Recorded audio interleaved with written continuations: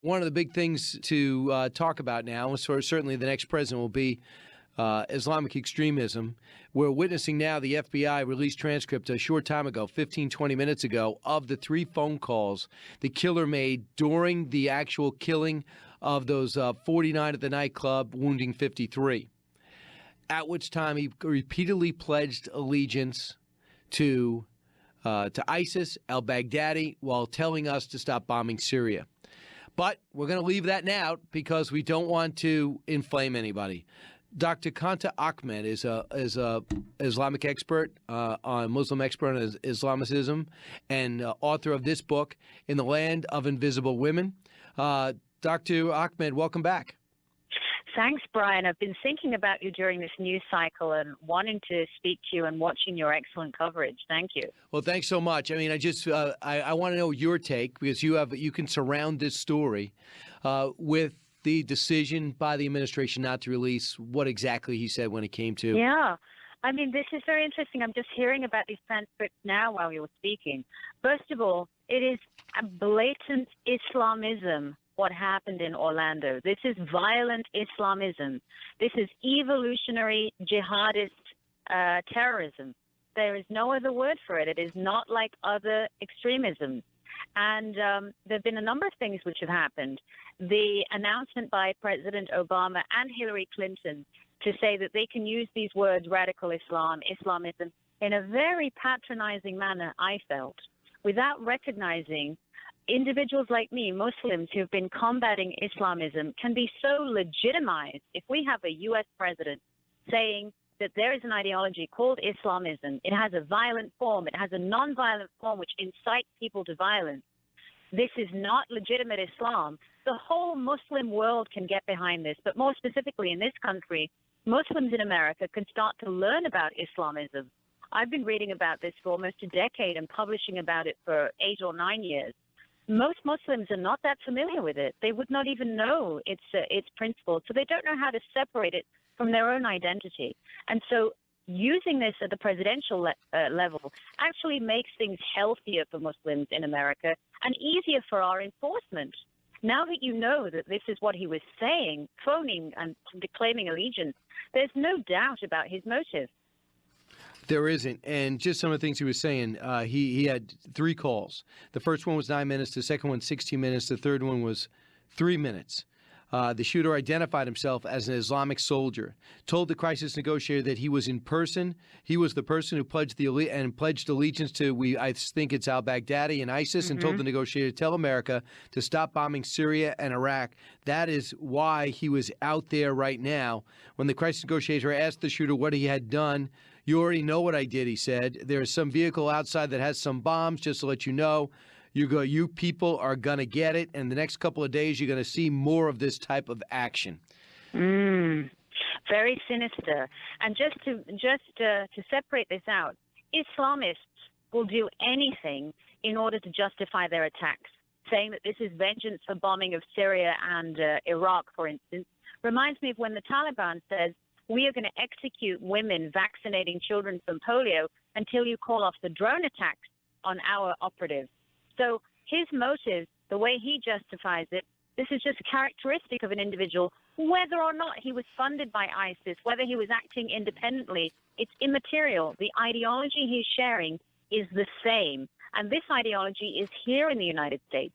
I was on air this weekend on your network with another host, and the poor director of the FBI is being really punished in the press for not being able to identify this person.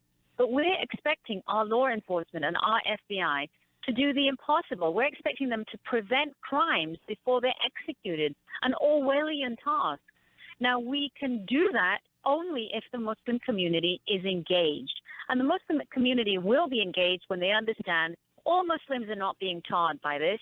There is an extremist group which follows Islamism, and that's our job to help everybody eliminate it. The president has been hiding from naming this ideology, saying that it will impugn, it will tar all of us. That's rubbish. By not naming it, we all become tarred and we all become tainted. We have to name it, and this is, even if it's done out of being condescending, at least this is a first step. And so the next president, I hope, will will continue a war on Islamism. Why is it spreading, though? Why is it spreading through North Africa? Why is it spreading through Europe? Why is it spreading through the Middle East?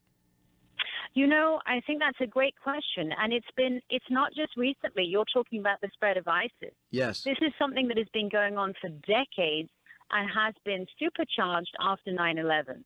I think it's an appealing ideology. Let's put ourselves in the shoes of the Orlando, jihadist.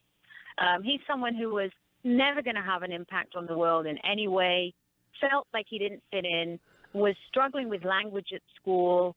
You could see from that strange clip with BP and the oil spill, rather an arrogant and petty person. Powerlessness is what comes across to me.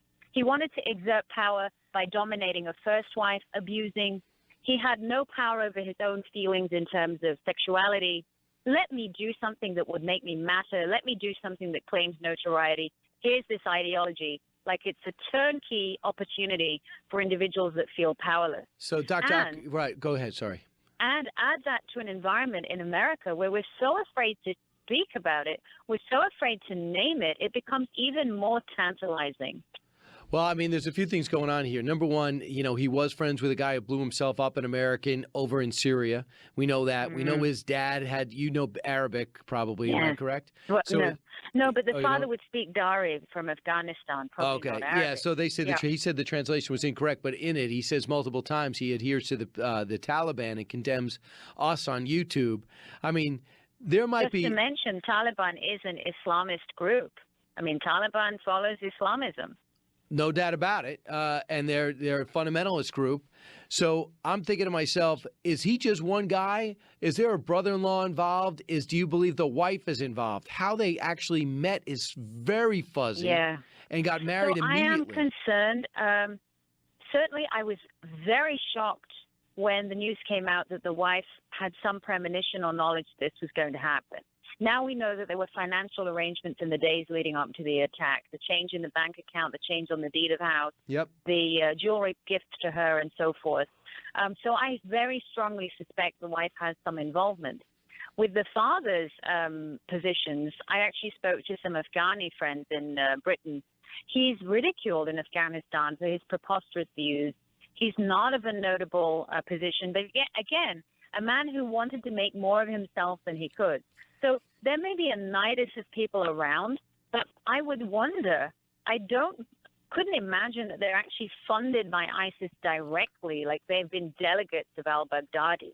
I think these are hangers-on wannabes who've been able to do unbelievable damage. I would say so. Another reason why this may be spreading, Brian, is once San Bernardino happened, it may have been an inspiration for others. And while I've said often, including on the sofa in your studio in New York, that guns are not central to this issue, Islamism is central to this issue. Because we have so many weapons in the United States, it's like putting jihadism on steroids once it gets here. Wow, interesting perspective. We need another hour. Dr. Qanta, Ahmed, thanks so much for joining us. Go and grab her book, In the Land of the Invisible Women. It's not great to be gay and not great to be a woman in most of these Middle Eastern societies. And America wants to condemn itself and said, we set it up we set ourselves up with a lack of tolerance. I don't think that's the case at all. No, I don't think that's the case. And Brian, I want to say, commending you, because we started this conversation, you and I, on that sofa 18 months ago with Charlie Hebdo. And I feel very mournful that this will not be the last time we're going to talk about it here in the United States. Yeah, hopefully we'll get a strategy to debate soon, because right now I just feel like we just line up the victims. Thanks so much for saying that. Coming from you, it means a tremendous amount. Thank you very much, Doctor. Brian, my pleasure, and I'm here anytime. Thank you.